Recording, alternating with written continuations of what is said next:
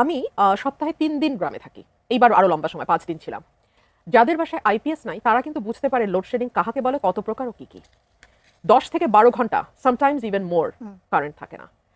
এবং বলা হয় যে তার ছিঁড়ে গেছে, মানে আশুগঞ্জের, মানে আমি আমার এলাকায় বলছি, বিদ্যুৎ কেন্দ্রের কোনো সমস্যা হয়েছে এক্সেট্রা এক্সেট্রা। কিন্তু দ্য ফ্যাক্ট রিমেইনস ১২ থেকে ১৪ ঘন্টা, ১০ থেকে ১২ ঘন্টা বিদ্যুৎ থাকে না। লোডশেডিং। জি। ২ হচ্ছে ফ্যাক্ট রিমেইনস মানুষের ২ গুণ ৩ গুণ ৪ গুণ পর্যন্ত বিদ্যুৎ বিল গত ২ মাসে বেশি এসছে। এখন পর্যন্ত সরকারের তরফে আমরা কোনো জবাব শুনি নাই। ফ্যাক্ট রিমেইনস ২০০১ থেকে ২০০৬ যিনি বিদ্যুৎ প্রতিমন্ত্রী ছিলেন এবং যার কারণে সরকারকে ভয়াবহ ইমেজ সংকটে পড়তে হয়েছে, সেই মন্ত্রী ইকবাল হাসান মাহমুদ টুকুকে এখন ফুল মিনিস্ট্রি দেওয়া হয়েছে। ফ্যাক্ট রিমেইনস এই মন্ত্রী জ্বালানি তেল যখন ভয়াবহ সংকট চলছে, এই লোক প্রতিদিন সংসদে দাঁড়ায় বলছে কোনো সংকট নাই জ্বালানি তেলের। এই লোক প্রতিদিন সংসদে দাঁড়ায় বলছে আমাদের উদ্বৃত্ত তেল আছে। এই লোক প্রতিদিন বলেছে জ্বালানির দাম বাড়বে না।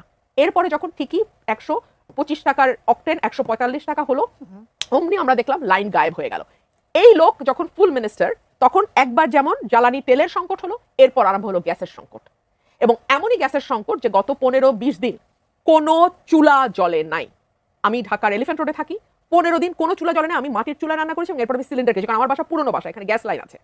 এই গ্যাস লাইনে তো গ্যাস ছিলই না, আমাকে সিলিন্ডারের গ্যাস ইউজ করে চলতে হচ্ছে। রিসেন্ট ২-৩ দিন হলো গ্যাস এসছে এবং সরকার বলেছে যে একটি সমস্যা হয়েছে, আপনি জানেন। অ্যাবসলিউটলি।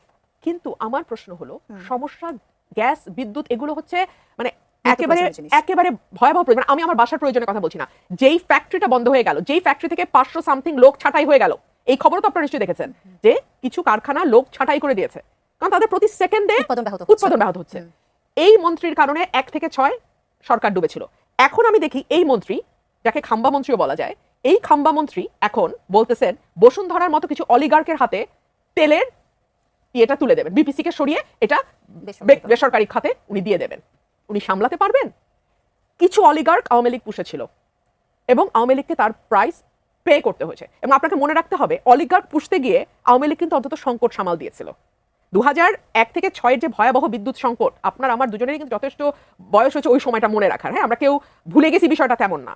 সো এই ১ থেকে ৬ যে ভয়াবহ সংকট তৈরি হয়েছিল, আমরা তো দেখলাম যে ৮ হাসিনা ক্ষমতায় আসার পরে কুইক রেন্টালের মাধ্যমে হ্যাঁ বিদ্যুৎ বিল অনেক বেশি আসছে, কিন্তু অ্যাটলিস্ট ওই লোডশেডিং থেকে মানুষ বাঁচছিল। আজকে যদি আমি বলি এই যে কুইক রেন্টালের হাজার হাজার কোটি টাকা আমাদের গচ্চা, এটার পিছনে তো এর আগের সরকারের ব্যর্থতা দায়ী। আগের সরকার যদি এরকম ভিজিবলি ফেল না করতো, তাহলে তো আওয়ামী লীগকে ক্ষমতায় এসে এইভাবে যথেচ্ছ দুর্নীতি করে নিজস্ব লোকদেরকে কুইক রেন্টাল দিয়ে এই ১৫ বছর এত টাকা ইনকামের সুযোগ দিতে পারতো না। এখন শুনি এই খাম্বা মন্ত্রী ইকবাল হাসান মাহমুদ টুকু তিনি নাকি বেসরকারি করে দেবেন তেল। আপনি আমাকে বলেন, সিলিন্ডারের দাম গ্যাস বলেছিল যে সরকার